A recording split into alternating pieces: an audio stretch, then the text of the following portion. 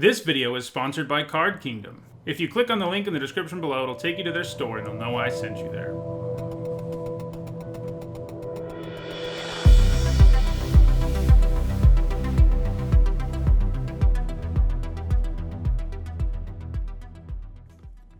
Hello everyone, I'm Nita Hone, and it is Wednesday, so that means it's time for another MTG Top 10. This is a series where I rank cards based on their historical performance at Magic's highest level of competition. I've been looking at the iconic creature types of Magic intermittently over the last few months. So far I've looked at dragons, hydras, and sphinxes, and today I'm looking at angels.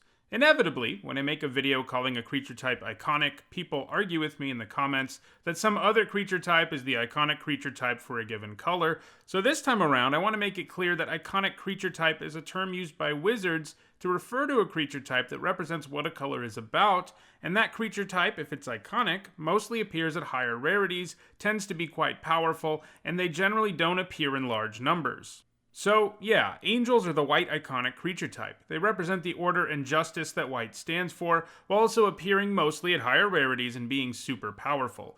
To be eligible for this list, a card had to either have the angel creature type or make an angel creature token. In all, that means 180 cards were eligible for this list, and in this video, we're going to look at the 10 that have made the biggest impact on competitive Magic. Before we get started, a quick reminder on how I score cards in these videos. A Pro Tour, Players Tour, or Mythic Championship top 8, as well as a Legacy or Vintage Championship top 8 is worth 2 points, and a Grand Prix or Magic Fest top 8 is worth 1 point. Now, let's get to number 10.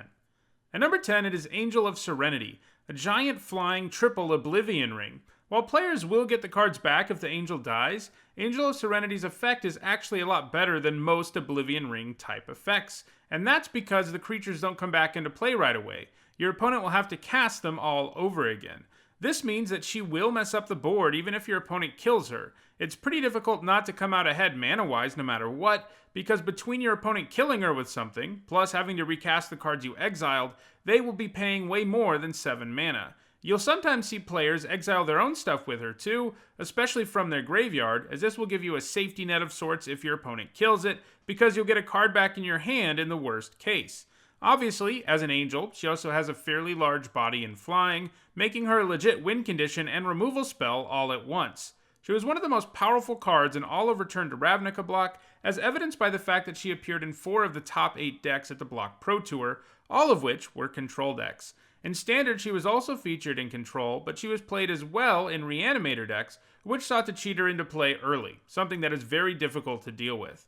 The Angel has never found success in non-rotating formats, and it doesn't seem like she will anytime soon. She's probably too clunky to cast regularly in those formats, and there are just better things to cheat into play for Reanimator decks in those formats. At number 9, we have Exalted Angel, an angel with Morph. Playing this angel face down on turn 3 and turning it face up on turn 4 and then attacking with it feels pretty good. Sure, you pay a total of 7 mana, which isn't great, but doing it in installments like that softens the blow. Note, by the way, that Exalted Angel's ability is slightly different than regular old lifelink, though 99.9% of the time it will work the same way. She has been played in ramp decks in a variety of formats, since attacking with her on turn 3 is pretty impressive. In addition to being played in ramp decks and block, the angel was also played in astral slide decks in both block and standard, which could exile the morph creature while it's face down, and that means when it comes back into play, it's going to be the 4/5 with pseudo lifelink. Her most frequent home in standard, though, was Mirari's Wake decks, which were capable of flipping her super quickly. In extended, she was played primarily in Tron decks, another deck capable of producing mana very quickly. Exalted Angel these days is only legal in the Eternal formats, and it seems unlikely she will ever see play there, and at number 9, her spot on this list could be in trouble going forward. At number 8, it is SIGARDA, host of Herons. SIGARDA is a pretty scary creature to be staring down, and is one of the hardest creatures to kill in this game. Hexproof and immunity to edict effects means that the only way you can get rid of her outside of combat is with board sweeping effects. And while you're trying to find one of those to take care of her, she's hitting you for 5 every turn in the air, so yeah, not a lot of fun if you aren't the one who controls her. In Standard, her primary homes were Selesnya Aggro and several different kinds of control decks, not to mention Bant Hexproof, a deck which took advantage of a bunch of creatures with that powerful keyword by putting auras on them. She has seen play intermittently in Modern too, primarily as a sideboard card in decks like Collected Company and Amulet Titan. SIGARDA also has a single point in Legacy, coming in 2018 in a Maverick deck. At number 7, it's LINVALA the Preserver. LINVALA is pretty nice because she's very effective at getting you back in a game, even if you are significantly behind.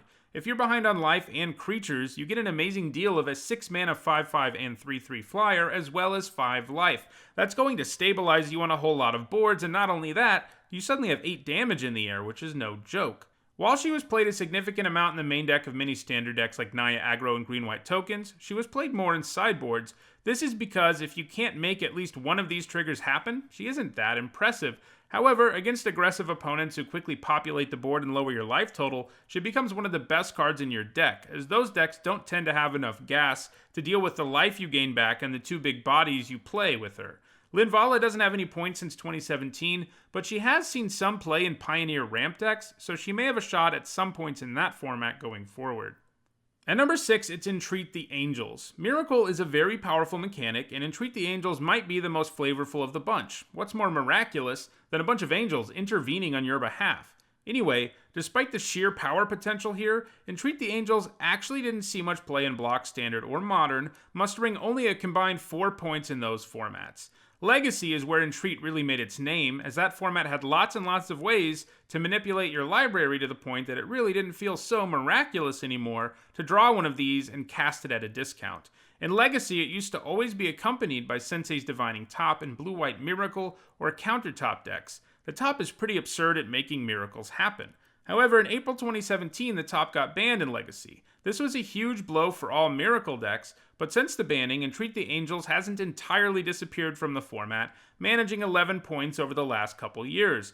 The top might be gone, but these decks still have access to things like Portent and Preordain to set up miracles. Miracles may not quite be the powerhouse they once were, but Entreat the Angels isn't done yet. At number 5, it's LYRA DAWNBRINGER, the newest angel to make the list. In addition to having impressive stats and keywords, LYRA is also an angel lord, so all the other angels on this list really like her, and she's legendary, so she can be your commander in a deck full of angels. Anyway, large flying creatures with lifelink tend to be a real problem. They make it pretty impossible to race because every time it hits an opponent, it creates a gap of 10 life between you and your opponent.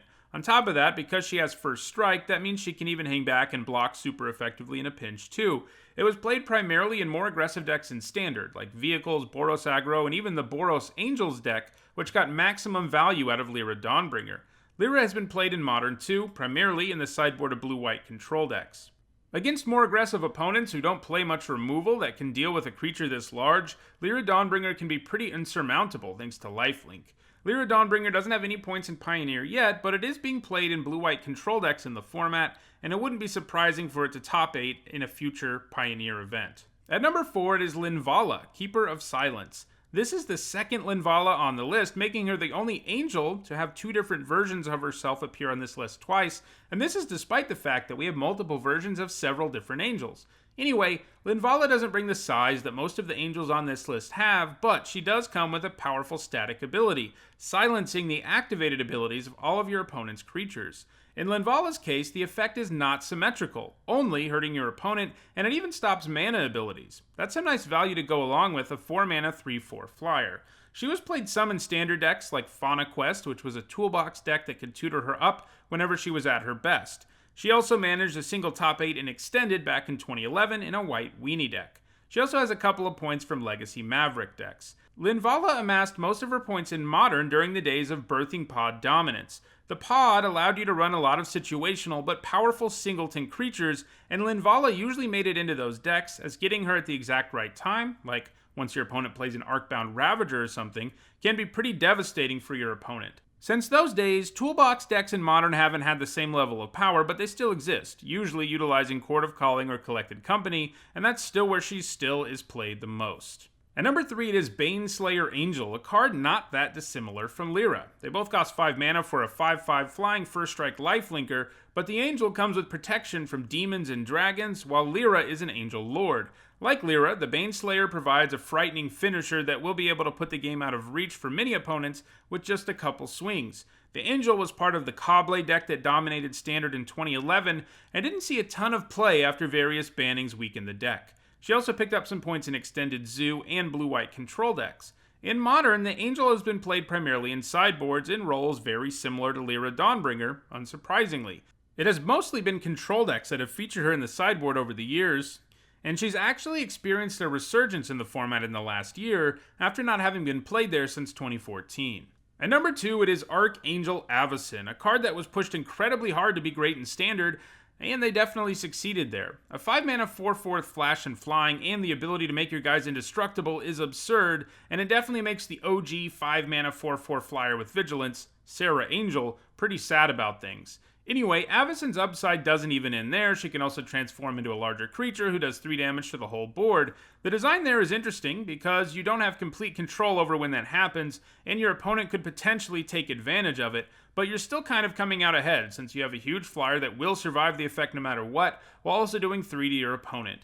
She was basically a staple in white decks in Standard, regardless of whether the deck was a control or aggro deck. All of her abilities make it pretty easy to get 2 or even 3-for-1s out of her, and that really devastates people. While almost all of Avacyn's points came in Standard, she also has a lone Modern point from 2018 where she appeared in a Martyr Lifegain deck.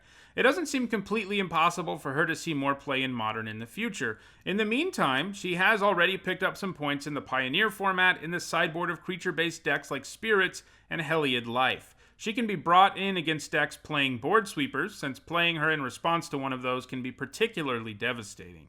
And at number 1, it's Restoration Angel. She not only brings efficient stats that can allow her to eat an attacking creature thanks to Flash, but she also lets you blink a creature when she comes into play. This gives her immense flexibility, and Flash allows her to do this in response to things like a removal spell, allowing your creature to survive. She can also be used to abuse a creature's into the battlefield or leaving the battlefield ability, something she did sometimes with Thragtusk, and she can also work as a combo piece, as if you combine her with something like Kiki Jiki, she allows you to blink Kiki over and over, allowing you to make infinite copies of her that can attack right away. She was pretty close to a staple in both block and Standard, and in Modern she's been featured in all kinds of decks since she was printed, ranging from Birthing Pod to Cobblade, to Splinter Twin, to Hate Bear, to Humans in blue-white control. She doesn't actually have any points in 2020 yet, but it's only a matter of time.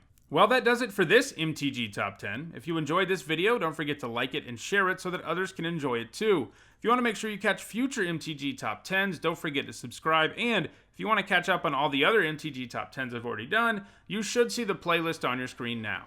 Thanks for watching.